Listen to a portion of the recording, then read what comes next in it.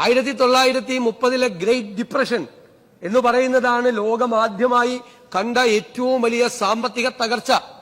അന്ന് അതിൽ നിന്ന് ലോകം കരകയറിയത് പരമ്പരാഗതമായ രീതികൾ അവലംബിച്ചുകൊണ്ടല്ല, പുതിയ രീതികൾ അവലംബിച്ചുകൊണ്ടാണ്. പുതിയ മാറ്റങ്ങൾ ലോകത്ത് ഇക്കോണമിയിൽ ഉണ്ടാക്കിക്കൊണ്ടാണ്. അങ്ങനെയാണ് കെയ്നീഷ്യൻ തിയറി വന്നത്. കൂടുതൽ സ്പെൻഡിംഗ് ഉണ്ടായാൽ മാത്രമേ എക്കണോമിക് ആക്ടിവിറ്റി നടക്കുകയുള്ളൂ. കണ്ടില്ലേ, ക്യാപിറ്റൽ എക്സ്പെൻഡിച്ചർ 1.3% നിൽക്കുകയാണ്, ലോവസ്റ്റ് ഇൻ ദ കൺട്രി. ഏത് ഘട്ടത്തിലേക്കാണ് നമ്മൾ പോകുന്നത് എന്ന് നമ്മൾ അറിയണം.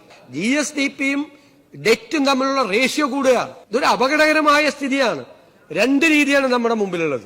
ഒന്ന്, നമുക്കൊരു നിവർത്തിയില്ലാതെ ഒന്നും ചെയ്യാൻ പറ്റാത്ത ഒരു ഘട്ടത്തിൽ എത്തി നിൽക്കുമ്പോൾ ഒന്നും ചെയ്യാതെ നിസ്സഹായരായി നിൽക്കേണ്ട ഒരു അവസ്ഥയിലേക്ക് നമ്മൾ എത്തും. അതിലധികം വർഷങ്ങൾ വേണ്ട. വല്ലാതെ വൈകിയെന്ന് ഞാൻ കരുതുന്നില്ല, ഞങ്ങൾ ആരും കരുതുന്നില്ല. പക്ഷേ ഇനിയും വൈകാൻ നമുക്ക് പാടില്ല. അതുകൊണ്ട് നമുക്ക് വേണം, പണമുണ്ടാകണം, ആക്ടിവിറ്റി ഉണ്ടാകണം, ഇക്കണോമിക് ആക്ടിവിറ്റി ഉണ്ടാകണം. അതുകൊണ്ടാണ് ഞങ്ങൾ നേരത്തെ പറഞ്ഞത് റെമിറ്റൻസ് ഇക്കോണമി. അതായിരുന്നു ബാക്ക് ബോൺ എന്ന് അവകാശപ്പെട്ടിരുന്നത്. അവിടെ ജോലി നഷ്ടപ്പെട്ട ആളുകൾ തിരിച്ചു വരുന്ന ഒരു സാഹചര്യം ഏത് ഘട്ടത്തിലും ഉണ്ടാവാം. ഇപ്പൊ തന്നെ ഒരു യുദ്ധം നമ്മുടെ തലയ്ക്ക് മീതെ നിൽക്കുകയായിരുന്നു. ആ റെമിറ്റൻസ് എക്കോണമിയെ ഇപ്പോൾ തന്നെ ഇൻവെസ്റ്റ്മെന്റ് ഇക്കോണമിയായി മാറണമെന്ന് നമ്മൾ ആരും ഇതുവരെ പരിശോധിക്കാത്തൊരു കാര്യമുണ്ട്. കറൻസിയുടെ മാജിക് എന്താണ്?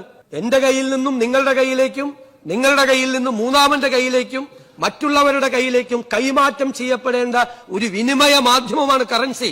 റെമിറ്റൻസ് എക്കോണമിയെ പറ്റി നമ്മൾ എപ്പോഴും പറയാറുണ്ട്, അവിടെ നിങ്ങളോട് അയക്കുന്ന പണം. നമ്മൾ കേരളം ഇതുവരെ ഞങ്ങൾ പരിശോധിക്കാൻ പോവാണ്.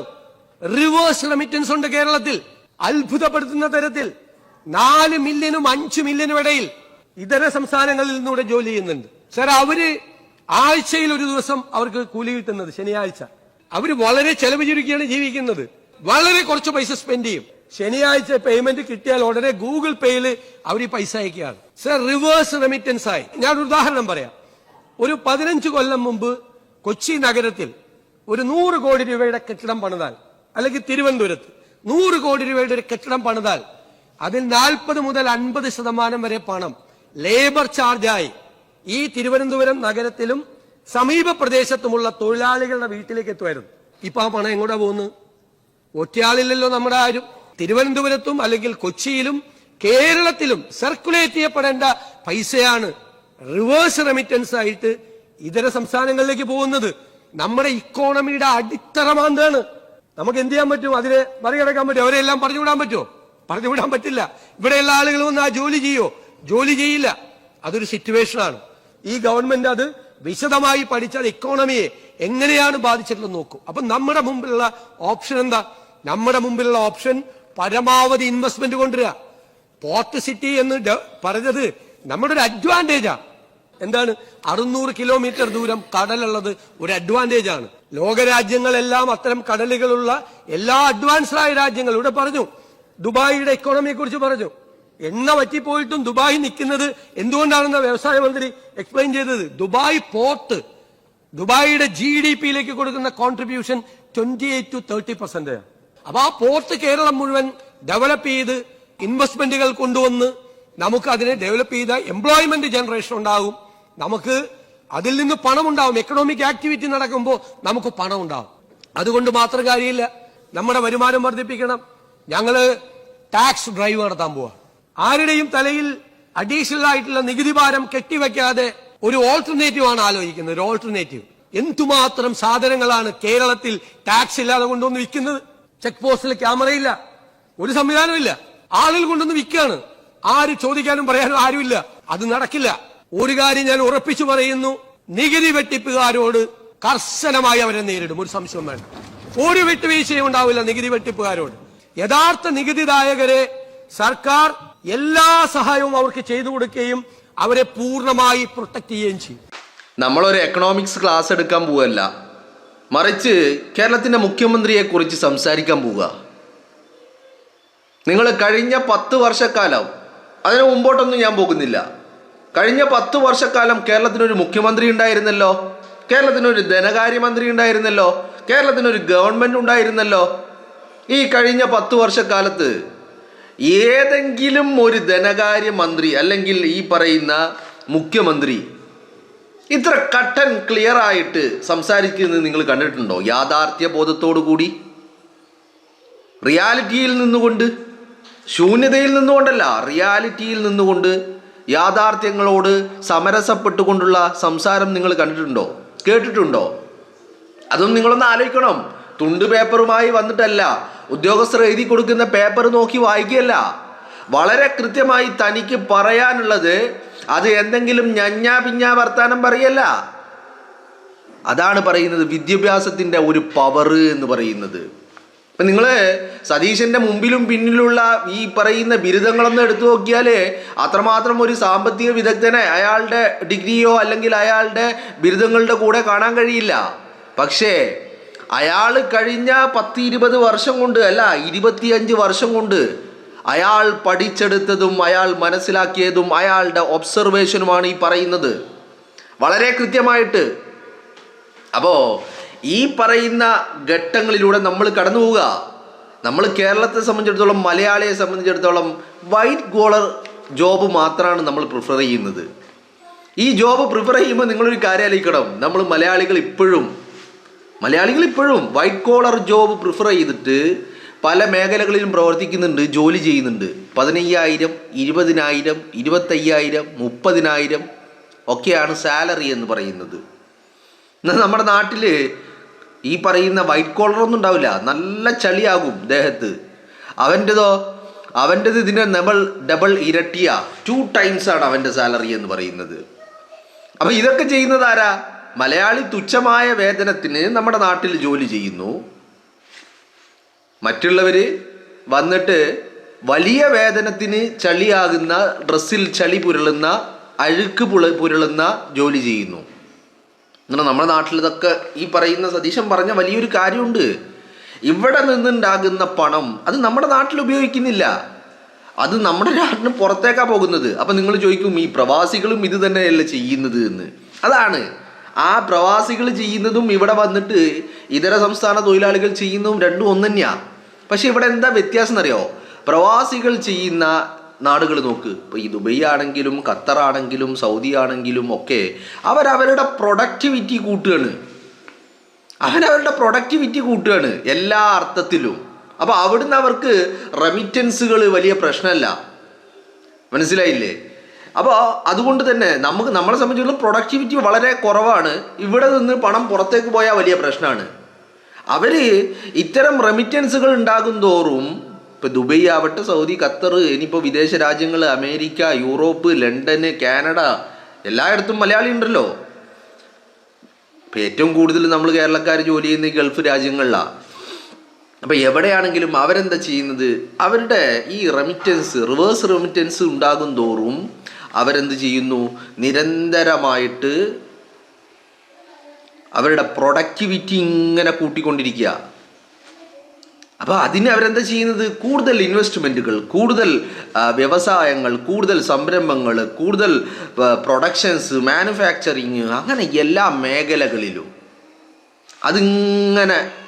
അത് ഈ റെമിറ്റൻസിനേക്കാൾ എത്രയോ ഇരട്ടി പ്രൊഡക്ടിവിറ്റി അവർ വർദ്ധിപ്പിച്ചുകൊണ്ടിരിക്കുക. ഇതൊക്കെ വേറൊരു കാര്യം എന്തെന്നറിയോ?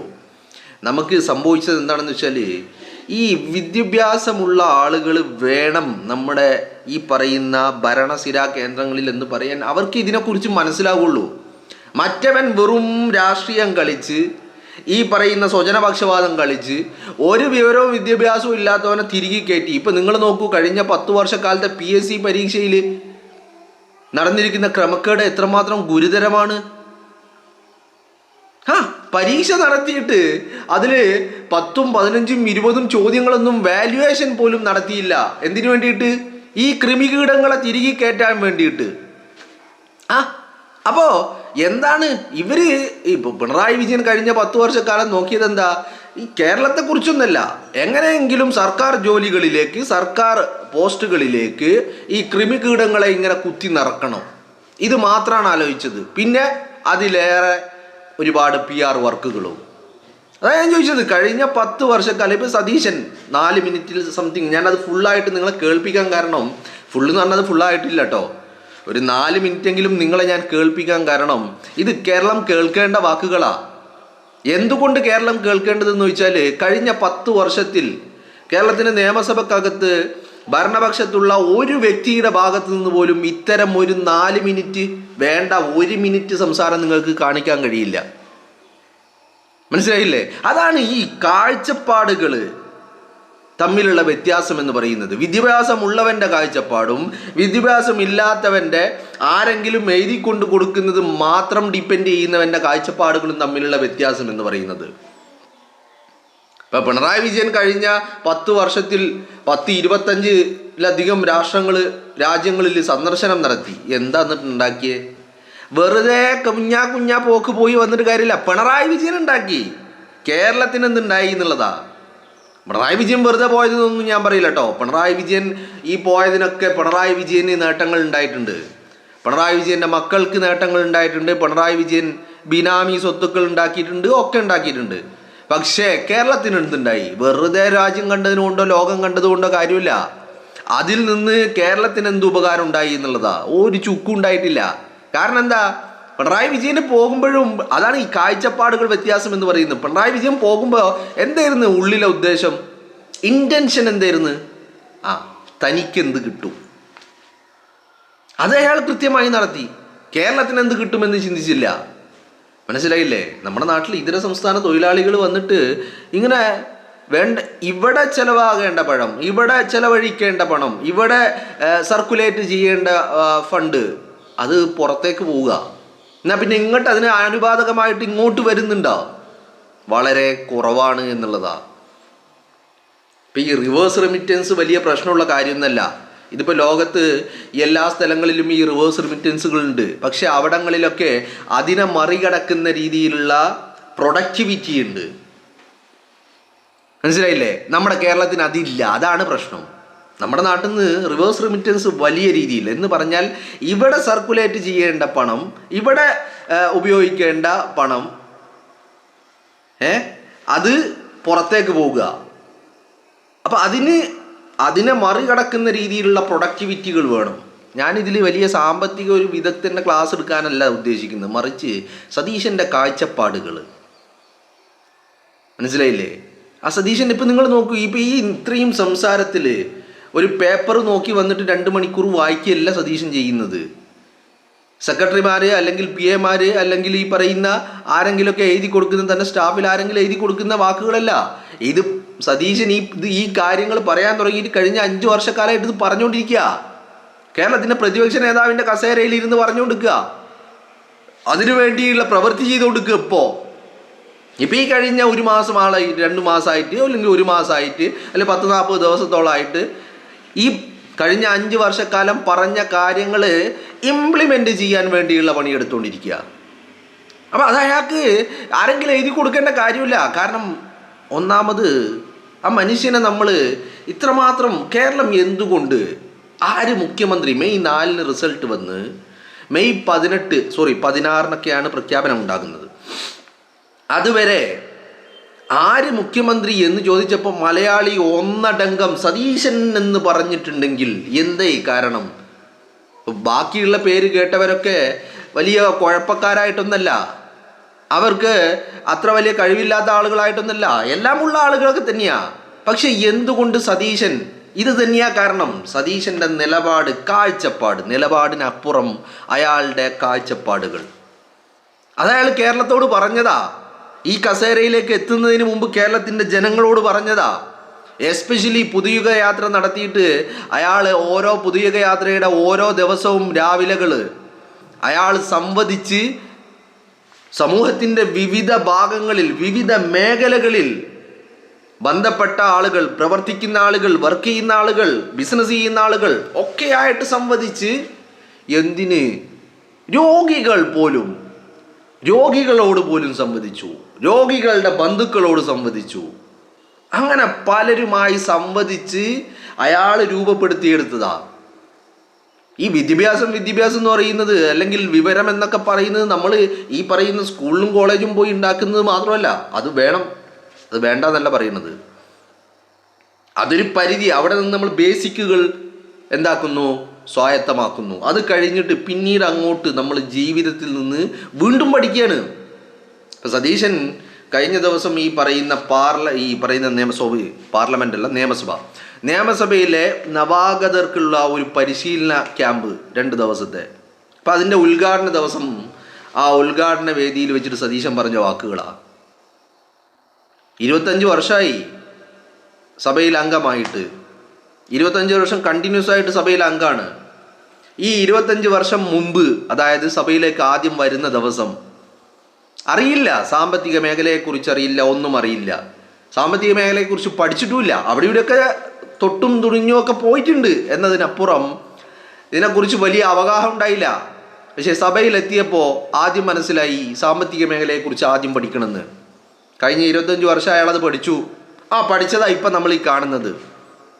മനസ്സിലായില്ലേ? നമ്മൾ ഏതെങ്കിലും ഒരു രാഷ്ട്രീയ നേതാവ്, രാഷ്ട്രീയം എന്ന് പറയുന്ന ആ രാഷ്ട്രീയത്തിൽ വലിയ പുലിയൊക്കെ ആയിരിക്കും, അല്ലെന്നൊന്നും നമ്മൾ പറയുന്നില്ല, എന്നതുകൊണ്ട് മാത്രം മുഖ്യമന്ത്രി കസേരയിൽ വന്നിരുന്നിട്ട് കേരളത്തിന് ഒരു ഉപകാരവും ഉണ്ടാക്കിയെടുക്കാൻ കഴിയാത്ത ഒരു ചങ്ങാതി പിണറായി വിജയൻ.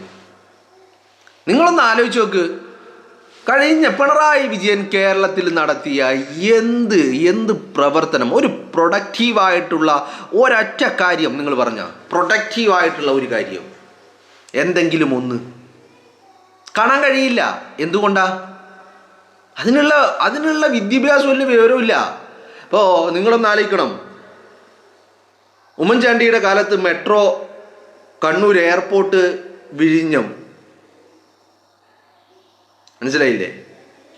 ഇതുപോലെ ഏതെങ്കിലും ഒരു പദ്ധതി എവിടെയെങ്കിലും കാണാൻ കഴിയുമോ? ഈ സ്വാഭാവിക വികസനങ്ങൾ അതൊരു സർക്കാർ വേണമെന്നില്ല. സ്വാഭാവിക വികസനങ്ങൾ അതൊരു ബോഡി ഉണ്ടായാൽ തന്നെ അത് നാച്ചുറലായിട്ട് കാലത്തിനൊപ്പം ഇങ്ങനെ സ്വാഭാവിക വികസനം കുറേ പിന്നിലാണെങ്കിലും വളരെ സ്ലോ, ചിലയിടങ്ങളിൽ വലിയ സ്പീഡിൽ സ്വാഭാവിക വികസനങ്ങൾ നടക്കും, ചിലയിടങ്ങളിൽ ഒരു മീഡിയം സ്പീഡിൽ നടക്കും, ചിലയിടങ്ങളിൽ വളരെ സ്ലോ ആയിട്ട് നടക്കും. എന്താണെങ്കിലും സ്വാഭാവിക വികസനങ്ങൾ ഉണ്ടാകും. അതിനൊരു സർക്കാർ വേണമെന്ന് നിർബന്ധമൊന്നുമില്ല.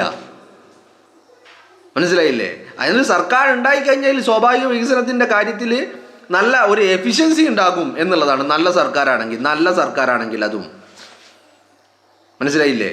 ഈ സർക്കാരുകളുള്ളിടത്താണ് ഈ സ്പീഡായിട്ടും വെരി ഫാസ്റ്റായിട്ടും മീഡിയം ഫാസ്റ്റിലും വെരി സ്ലോ ആയിട്ടും ഈ സ്വാഭാവിക വികസനങ്ങൾ നടക്കുന്നത്.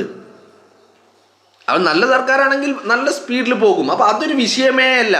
റോഡും പാലവും ബിൽഡിങ്ങും ഒക്കെ ഇഷ്ടം പോലെ വരും. അതിനൊന്നും ഒരു വലിയൊരു സർക്കാരിൻ്റെ ഒരിതൊന്നും വേണ്ട. മനസ്സിലായില്ലേ? സർക്കാർ എന്താ വേണ്ടത്? പ്രൊഡക്റ്റീവായിട്ടുള്ള പദ്ധതികൾ, പ്രൊജക്റ്റുകൾ കൊണ്ടുവരാൻ. അതിനാണ് എഫിഷ്യൻ്റായ ഒരു സർക്കാർ വേണ്ടത്. അതിന് ആ സർക്കാരിൻ്റെ തലപ്പത്ത് എഫിഷ്യൻ്റായിട്ടുള്ള വ്യക്തി വേണം. എഫിഷ്യൻസി ഉണ്ടാവണമെങ്കിൽ എന്ത് വേണം? വെൽ എഡ്യൂക്കേറ്റഡ് ആവണം. അതിന് ഡിഗ്രികൾ മാത്രം ഉണ്ടായാൽ മതിയോ? പോരാ. കാഴ്ചപ്പാടുകൾ കൂടി വേണം, ലോക പരിചയം വേണം, ലോക വിവരം വേണം. പരിചയം എന്ന് പറഞ്ഞാൽ എല്ലാ നാട്ടിലും പോകണം എന്നല്ല പറയുന്നത്. എന്താണ് ലോകത്ത് നടക്കുന്നത് എന്നതിനെക്കുറിച്ചുള്ള വ്യക്തമായ ബോധ്യങ്ങൾ വേണം. അതാണ് സതീശൻ്റെ ഈ വാക്കുകൾ ഇങ്ങനെ നമ്മുടെ മുന്നിൽ ഇത്രയധികം ചർച്ച ചെയ്യാനുള്ളത്. അല്ലാതെ വെറുതെ നമ്മൾ ചർച്ച ചെയ്യുന്നില്ല. ഒരു നിയമസഭയിലെ എല്ലാം നമ്മൾ ചർച്ച ചെയ്യുന്നുണ്ടോ? നിയമസഭയിൽ ചിലപ്പോൾ നമ്മൾ വലിയ കൊണ്ടു നടക്കുന്ന വാക്കുകൾ എന്താ? ആരെങ്കിലും ഒരു ചോദ്യം ചോദിച്ചിട്ട് അല്ലെങ്കിൽ ആരെങ്കിലും ഒരു വിമർശനം ഉന്നയിക്കുമ്പോൾ അതിന് വായടപ്പൻ മറുപടി കൊടുക്കുക, അല്ലെങ്കിൽ ഏതെങ്കിലും ഒരു ചോദ്യം ചോദിക്കുമ്പോൾ അതിനെ മറികടക്കുന്ന ഒരു ഉത്തരം പറയുക. ഇതൊക്കെ നമ്മൾ വലിയ ആഘോഷിക്കും അല്ലേ? പക്ഷെ ഇതിനേക്കാളൊക്കെ ഉപരി സതീശൻ്റെ ഈ കാഴ്ചപ്പാടുകൾ അത് വലിയ പ്രധാനമാണ്. ഈ പ്രൊഡക്ടിവിറ്റി ഉണ്ടാക്കിയെടുക്കുക എന്നുള്ളതാണ് നമുക്ക് ഏറ്റവും, നമ്മുടെ റിസോഴ്സസ്, നമ്മുടെ ഒരുപാട്, നമ്മളിപ്പം കഴിയും, നമ്മൾക്ക് സ്ഥലമില്ല, നമുക്ക് വലിയ ലിമിറ്റേഷനാണ് കേരളത്തിന് ആനയാണ് ചെന്നൈ. അവിടെ ഉള്ളത് മര്യാദയ്ക്ക് യൂട്ടിലൈസ് ചെയ്താൽ മതിയെന്നേ. ഞാനിപ്പോൾ കഴിഞ്ഞ ദിവസം സന്തോഷ് ജോർജ് കുളങ്ങരയുടെ ഒരു ക്ലിപ്പ് കണ്ടു. അത് ഈ പറയുന്ന എന്താ പറയേണ്ടത്, സന്തോഷ് ജോർജ് കുളങ്ങരയുടെ ആ ക്ലിപ്പിൽ ഒരു സിറ്റിയെ, ഒരു ചെറിയ ഒരു ടൗണിനെ, ചെറുതെന്നൊന്നും പറയാൻ പറ്റൂല കേട്ടോ, പക്ഷേ നമ്മളിപ്പോൾ ഈ പറയുന്ന ന്യൂയോർക്ക് സിറ്റി അല്ലെങ്കിൽ മറ്റുള്ള സിറ്റികളൊക്കെ ആയിട്ട് കമ്പയർ ചെയ്യുമ്പോൾ അത് ചെറുതാ. പക്ഷേ ഈ ആ ഒരു ടൗൺ എന്ന് പറയുന്നത്, അല്ലെങ്കിൽ ആ ഒരു സ്ക്വയർ എന്ന് പറയുന്നത് വലിയ രീതിയിൽ നമ്മളെ കേരളത്തിനേക്കാളും ഡിസഡ്വാൻറ്റേജുകളുള്ള ഒരു സ്ഥലമാണ്. എന്ന് പറഞ്ഞാൽ ഫുൾ എനിക്ക് തോന്നുന്നത് 100% അങ്ങനെയാണെന്നാണ് തോന്നുന്നത്. വള്ളത്തിൽ ഈ പറയുന്ന 4 സൈഡും വെള്ളത്താൽ ചുറ്റപ്പെട്ട ഒരു സ്ഥലം. മനസ്സിലായില്ലേ? അതാണ് ചെക്ക് റിപ്പബ്ലിക്കിൻ്റെ തലസ്ഥാനമായിട്ടുള്ള പ്രാഗ്. ആ പ്രാഗിനെ കുറിച്ച് ഒരു വീഡിയോ, അപ്പോൾ അതിനെക്കുറിച്ച് ഇങ്ങനെ സന്തോഷ് ജോർജ് കുളങ്ങര ഇങ്ങനെ വാചാലനാവുക. അപ്പോൾ അത് യഥാർത്ഥത്തിൽ സന്തോഷ് ജോർജ് കുളങ്ങരയുടേതല്ല, അതിലെ വാക്കുകൾ മാത്രമാണ് സന്തോഷ് ജോർജ് കുളങ്ങരയുടേത്. ഇത് ഒരു വ്ളോഗർ പ്രാഗിൽ പോയിട്ട് ഞാൻ പ്രാഗിൽ കണ്ടത് എന്ന് പറഞ്ഞിട്ട് അയാൾ തുടങ്ങിയിട്ട് പിന്നീട് അങ്ങോട്ട് കേൾക്കുന്ന ആ ഒരു നറേഷൻ മൊത്തം സന്തോഷ് ജോർജ് കുളങ്ങരയുടെ വാക്കുകളാണ്. ഈ വിഷ്വലുകൾ മൊത്തം ഈ വ്ളോഗറുടേത്.